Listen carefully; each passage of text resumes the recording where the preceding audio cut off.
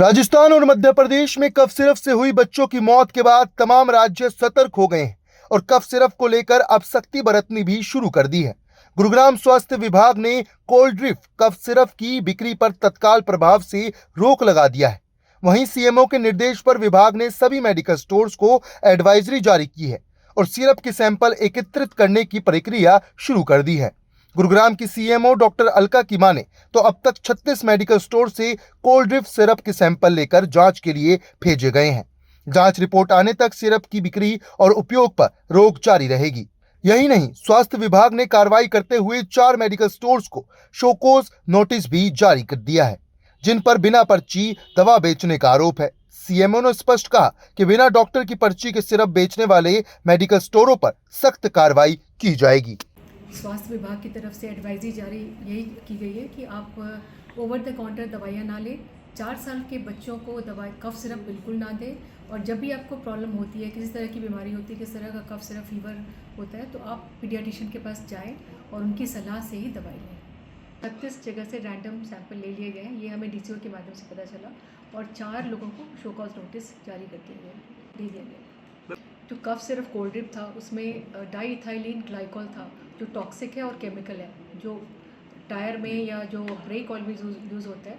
तो ग्लिसरीन की जगह ये स्वीटनिंग एजेंट की तरह यूज़ किया गया, जिसकी मात्रा ज़्यादा थी, जिसकी मानक जैसे जिस स्टैंडर्ड की जगह ज़्यादा था, जिसकी वजह से वो नेफ्रोटॉक्सिक होता है, तो इसलिए बच्चों को की जान चली गई।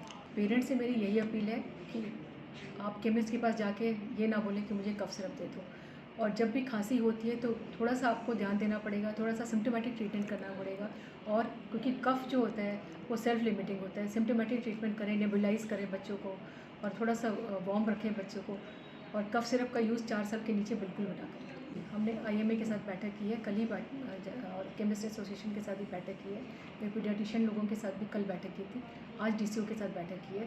सबको जो एडवाइजरी हमें हेडक्वार्टर से मिली थी, हमने उनके साथ शेयर कर दिया है, और उनके साथ काफ़ी कोऑपरेशन है हमारा। तो हम सब मिलकर ही काम करते हैं, चाहे गवर्नमेंट हो चाहे प्राइवेट हो, सब मिलकर ही काम करते हैं, तभी सब ठीक रहता है हमारा।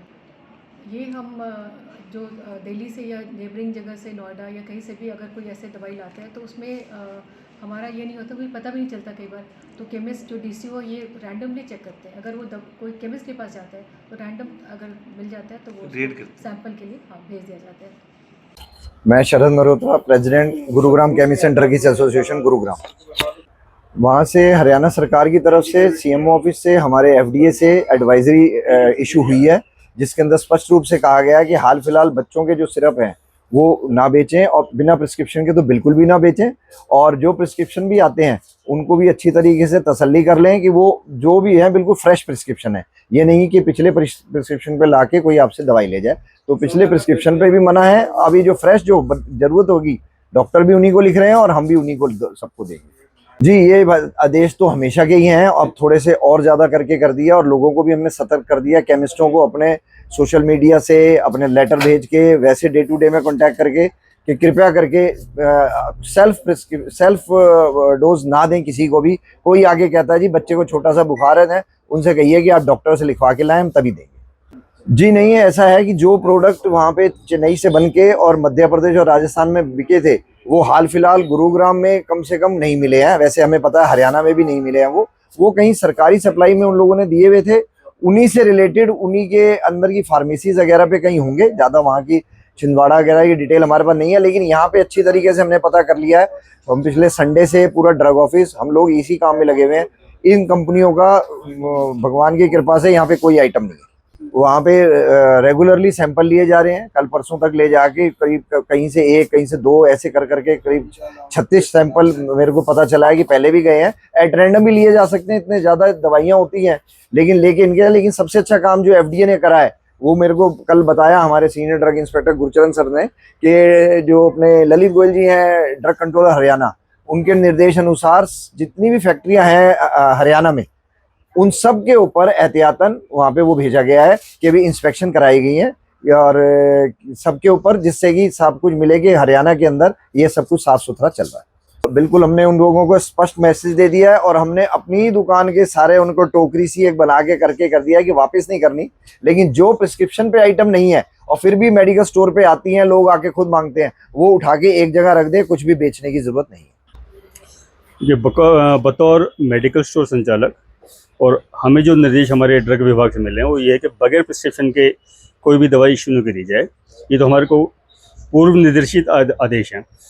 लेकिन अभी जो आजकल तो कफ सिरप को लेके चर्चा है, जैसे मध्य प्रदेश से या राजस्थान से बातें आई हैं, उसके बाद हमारे ड्रग डिपार्टमेंट कहे कि कफ सिरप किसी भी हालत में, चाहे वो बच्चों के लिए हो या बड़ों के लिए, बगैर प्रिस्क्रिप्शन के इशू ना करा जाए।